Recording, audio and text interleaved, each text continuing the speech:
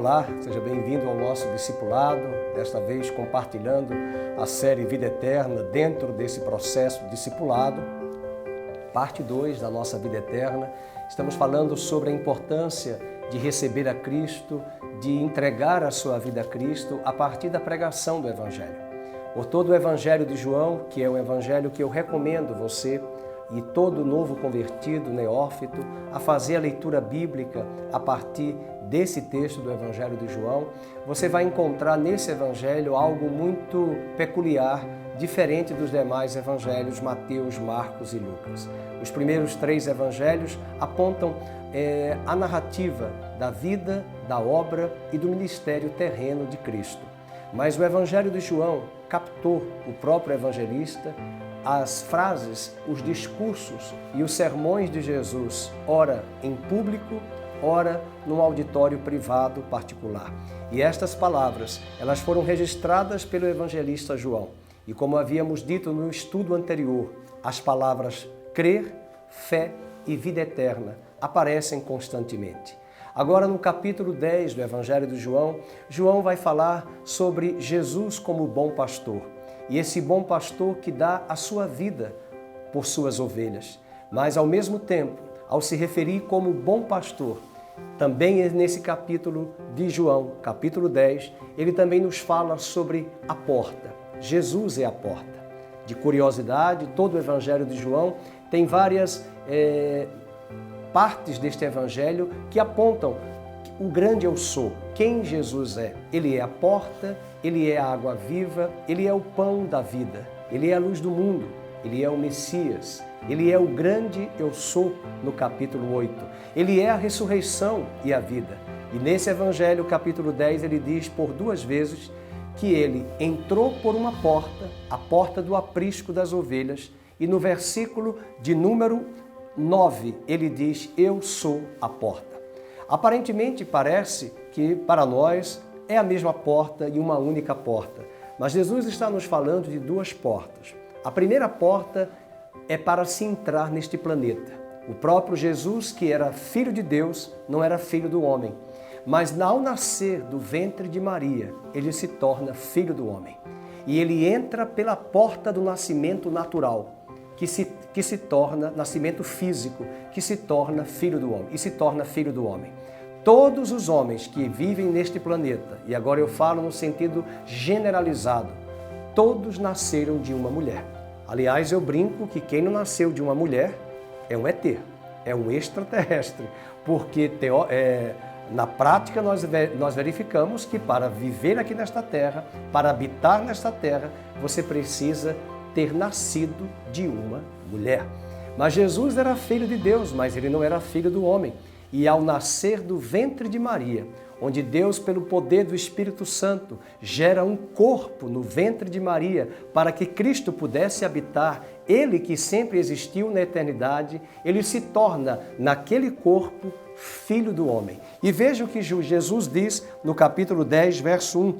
Em verdade vos digo, o que não entra pela porta no aprisco das ovelhas, mas sobe por outra parte, esse é ladrão e salteador. Esse é o verso 1.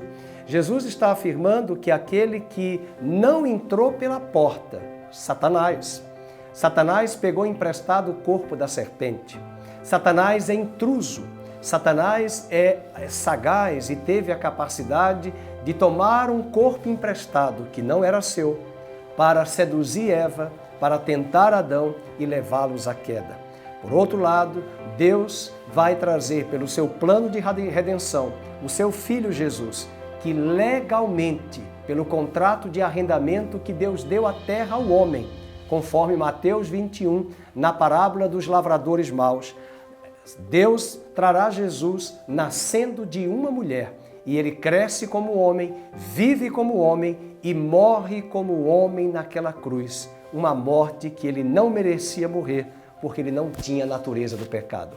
E ao provar dessa morte vicária e ao ressuscitar como Filho de Deus pelo Espírito Santo, ele sopra o seu Espírito sobre os apóstolos. E um detalhe, ele sopra também hoje a vida dele sobre todo aquele que crê.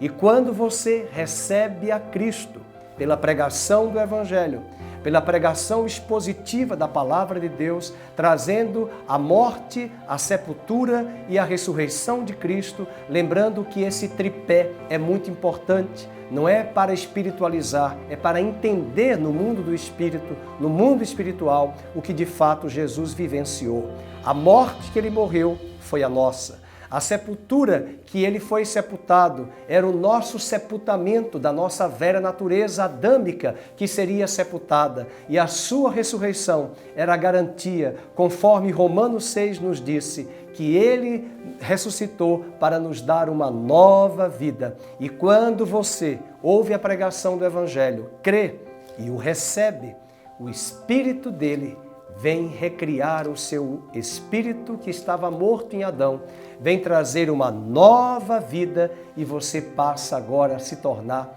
filho de Deus. Nessa hora, quero dizer, você nasceu de novo. Nessa hora, você passou pela porta do nascimento espiritual e você nasceu de novo e passou da morte para a vida.